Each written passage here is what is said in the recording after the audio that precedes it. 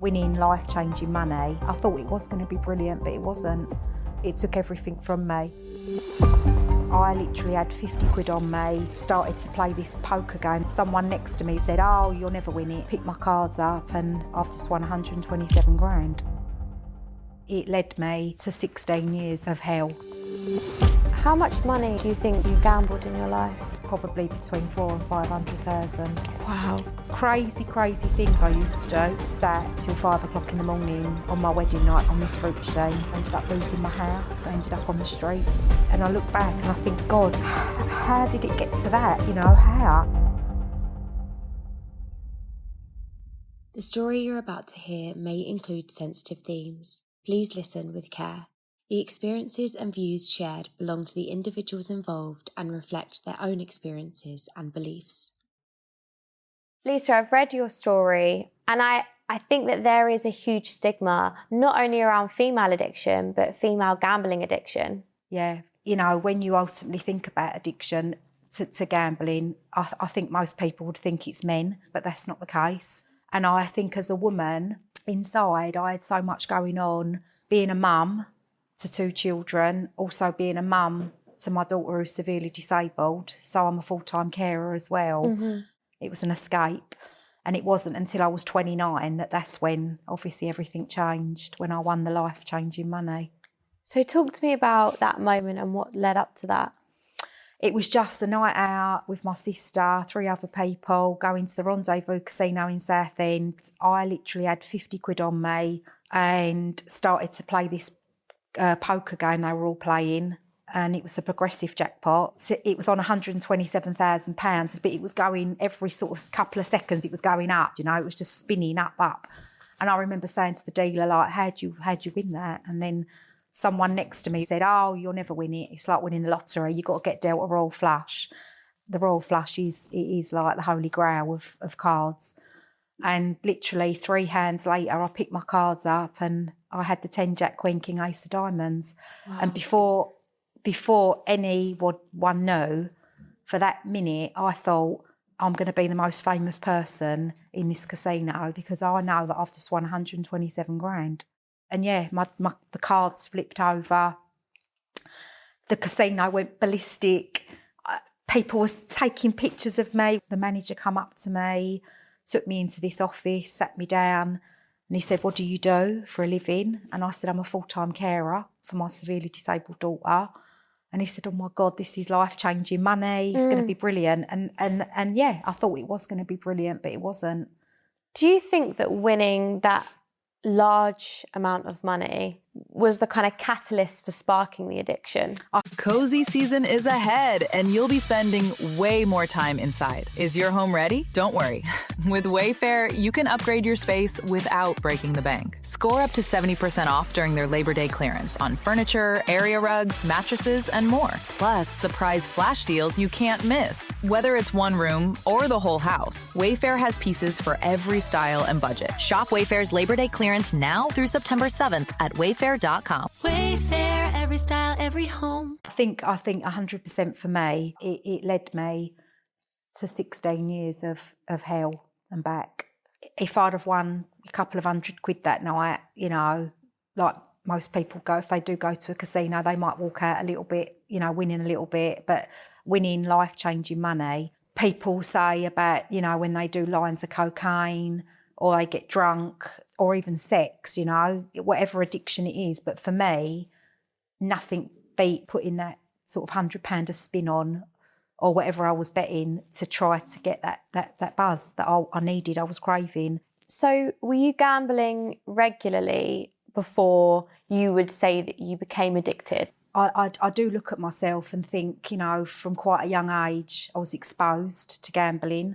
My dad had an addiction to gambling, but I thought I was in control. So let's talk about your early life. You just spoke about the fact that your dad was addicted to gambling as well. So you kind of had both the environmental factors influencing you potentially, and also, you know, it could be a genetic factor as well in this. Yeah, I guess, you know, I say my earliest recollection was when I was about 8, taken to Southend on Sea every year for my holidays, the arcades.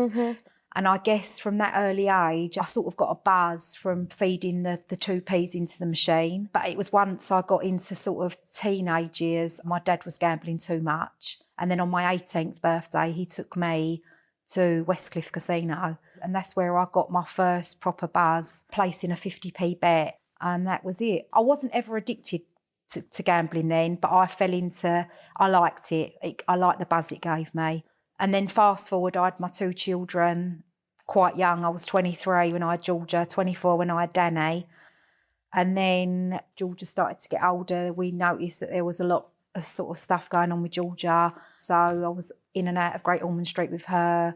And I think being a young mum and having that huge responsibility on my shoulders, I think going to a bingo hall was like an escape for me. So at 29, you win this huge amount of money, and this sparks this addiction for you to gambling. What happened when you won that money? So I went the following week to collect the cheque, and I went anonymous into their local paper because I didn't want anyone to know. And I remember the first time I put my bank card in and I was like 127 grand in credit. And I'm like, oh my God. And I gave my sister £20,000 because she was in a council flat. She bought a caravan, took the kids to Disneyland in America. I done my house up with it, but it was quite quickly that I started to go back to the casino and my bets just got bigger. I found horse tracks, dog racing tracks, Romford dog track. I went, I've been there. Yeah, Romford dogs. I actually bought a greyhound to race there. Wow. I used to literally drop the kids to school, drive, wherever I could drive to, where people wouldn't know me, so I could gamble. And putting on that mask every night, going home, pretending everything's all right. And inside, you're just dying because you just want that next bet. You just want it so bad. What does a gambling addiction feel like? So for me, it was the lights, the buzz. As soon as I fed that money into the machine and I knew every feature, and the buzz that used to give me when I used to press that button and I used to see it spin, and you sort of hold your breath thinking, is this going to be the feature? I think it's a dopamine reward that I'm chasing. I'm chasing that dopamine high and that buzz of like going to collect your winnings and thinking, I've just won 500 quid. And like, look at all these people going to work for like 100 quid a day back then. And I've just won 500 quid in 30 seconds, So how were you funding the gambling addiction? Were you making the money from the gambling and then kind of re-gambling with that money? Yeah, so I was working as a teaching assistant, but I also had a lot of equity from my house. So I was remortgaging my house. My dad passed away when he was 55 and he left me a bit of money. And so I could spend £1,000 a day sometimes. But it wasn't, if I was earning 6 figures a year or 7 figures a year, it wouldn't have mattered. I could have won £1 million that day at the casino. Every penny would have gone back. It's not about the money. It's not about the money. How much money do you think you've gambled in your life? Probably between 400,000 and 500,000. Wow. Had you accepted the fact that you had an addiction at this point? No, not at all. Not at all. This thing that I'm doing every day, gambling, it was almost like it was my safe place where I could literally go to a bingo hall, be sitting on playing 3 fruit machines at once. Like when I used to go to the toilet, they'd put a sticker on for me to save the machine. What a sad, lonely existence my life was, I had a breakdown of my marriage. When I was 35, I ended up losing my house. I ended up on the streets. How did you end up losing your house? I remortgaged it 3 times. And then in the end, I didn't have any more equity. So I lost it. I lost my house. I couldn't afford to pay the repayments or anything. Ended up being in a hostel with Georgia and Danny. And how old are the kids at this point? 10 and 11. How did it feel being made homeless and you've got 2 young children? What was that like, experiencing that? I think the toughest time was when the homelessness officer spoke to me and just said, like, how has this happened? And I just said, I won a lot of money and unfortunately I've gambled it all away. And then her exact words were, I wish you'd been a drug addict or an alcoholic. I don't know what to do with you. And I went to the hostel and a guy come out. I always remember him, the nicest guy ever. And he sat me down in this room and he said, Lisa, he said, we don't see people like you. We don't see people like you. And he said, look, he said, my mum was with me. And he said, I don't want the kids to be here, especially Georgia. And he said, can the kids stay with you? And Lisa can come and see them every day, but she's got to be back here by 8 o'clock at night. It's like a curfew. You've got to be back. And my mum said, of course they can stay with me. She was in a little flat and she took my kids. And that was the hardest thing of a night. I wasn't with my kids for 6 weeks. It was 6 weeks I was there. But this addiction to gambling, it's awful. You know, you think when you know, I was so sensible at school. You know, I never was a follower. I never drank. I never took drugs. You know, I was always good. I was always a good mum. And yet this gambling just got me gripped and I needed to do it. And I look back and I think, God, how did it get to that? You know, how? And it did. Yeah, it was awful. That was one of the worst periods of my life. But I still didn't give up gambling, even after that. Tell me more about that. So at 41, I got remarried to Gary, who I'm with now. And I decided that we were going to get married in Las Vegas when I was 45. You know, I planned the whole thing from start to finish. I knew everyone was going to be drinking. I don't drink. I knew everyone was probably going to get drunk. And then I knew that I'd be able to go off and gamble. And that's exactly what I did on my wedding night, in my wedding dress. I got a payday loan out because I'd run out of money. So I got a payday loan from England for £2,000. And I just sat till 5 o'clock in the morning on my wedding night playing on this fruit machine. Wow. So how did you end up going and, you know, initially trying to get help? What was that moment that you turned things around? Yeah. I got back home to England and I had to pay this £2,000 loan off. I had to pay it off. And so I rang my son Danny up and I said to him, like, Dan, I need to borrow some money. And he lent me the £2,000 and I went to William Hill and everybody in the shop, everyone knew me in that shop. They all knew my name. They all knew where I lived. They all knew about the money I'd won. And I had £2,000 and I put £500. I loaded it onto this machine. And it was £100 a spin, and the spins take between 20 and 30 seconds. And 4 times I loaded it, and within 35 minutes, the £2,000 had gone. And not one person come up to me and just said, are you all right? And I walked out of that shop, and if I'd have stepped into the road and a car would have hit me, I wouldn't have cared. I wouldn't have cared at that time because I just thought, like, I'm 45, I've got 2 kids, I've now borrowed money off my son, which I've never done, and I've still got a gambling addiction. And what am I going to, you know, what's going to become of my life? And so I walked back to the car, I picked up my phone, and there was a guy on my phone. It was Alex from Gamblers Anonymous, and I reached out to him, and he just said, are you ready? And I said, I'm ready. And he said, meet me at Basildon tomorrow night. He said, and I want you tonight to go home and tell your mum and your stepdad and Danny everything, because this is it now. And I did. I got them all round. I told them everything. How did that feel?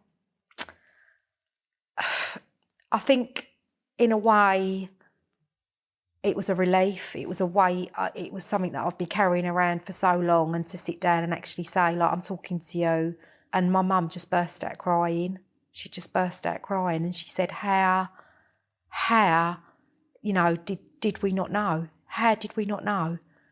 I think there's something that comes with the honesty and the accountability when you actually do finally tell friends and family and you're honest. Maybe it is that kind of that wake-up call moment that you need to actually accept the reality of what it is. Because I think when you're dealing with something alone, you know, you don't necessarily have to face the reality of it. Exactly. And gambling addiction is so lonely and isolated, and it's so secretive. I wasn't Lisa anymore. I wasn't the bubbly person that I am. It took everything from me, made me into a liar, manipulative. I used to do illegal stuff to fund my addiction.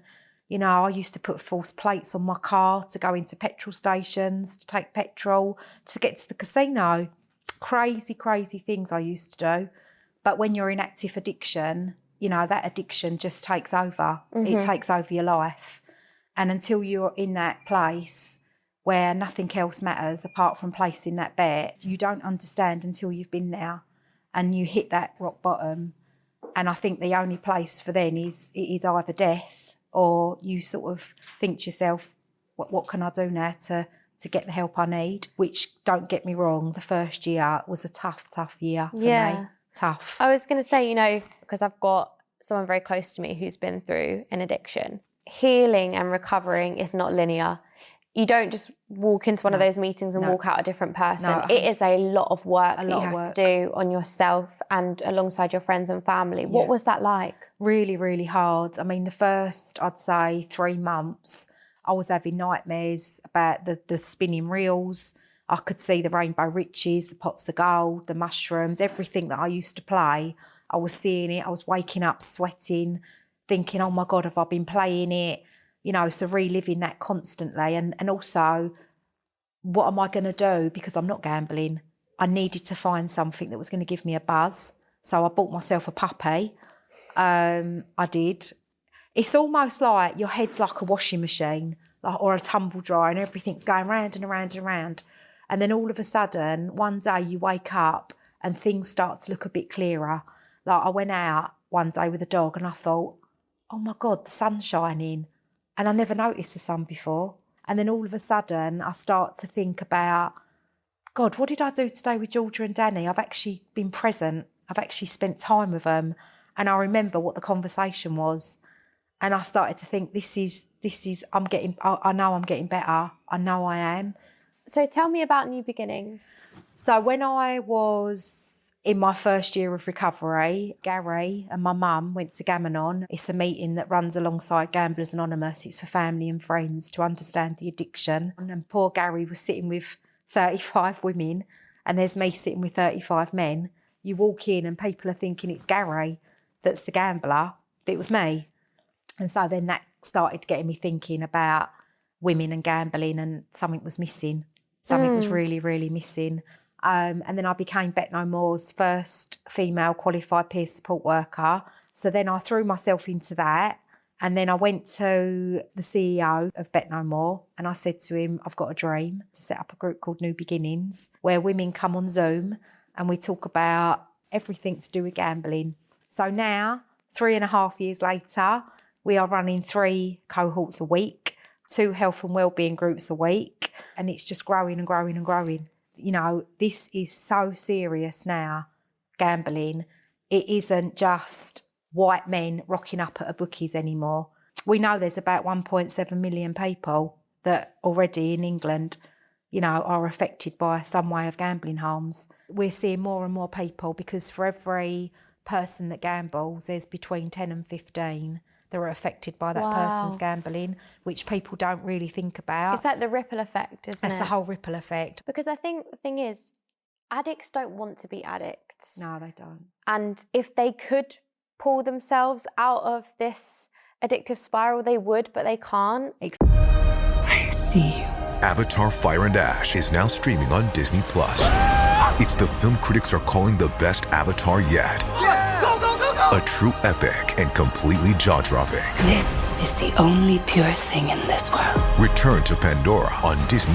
It will be an adventure for the whole family. And watch the Oscar-winning phenomenon at home. This is sick! Avatar: Fire and Ash, now streaming on Disney+. Rated PG-13. Exactly, and I think nobody wakes up one morning and thinks, oh, do you know what? I'm going to become an addict today. What is my biggest bugbearer is the gambling adverts on the TV at the moment. They're portrayed as fun, glamorous, glamorised, free bets, free spins, and yet they're not. They're not. You know, the government need to be held accountable in my eyes as well. So do all these betting companies. Where's your duty of care to the people that are addicted? there's 300 to 400 suicides every year. You know, there shouldn't be one suicide a year through gambling. There shouldn't be any. And something needs to be done about it. And we just need to keep banging on the door. I agree. Thank you so much for joining me today. I think your story will inspire so many people and show that you can come through dark times. There is light at the end of the tunnel. You just got to find it. You definitely can. There's definitely light. And remember, there's always hope. Always. Never give up. If you or someone you know has been affected by the issues raised in this episode, please refer to the description for external resources.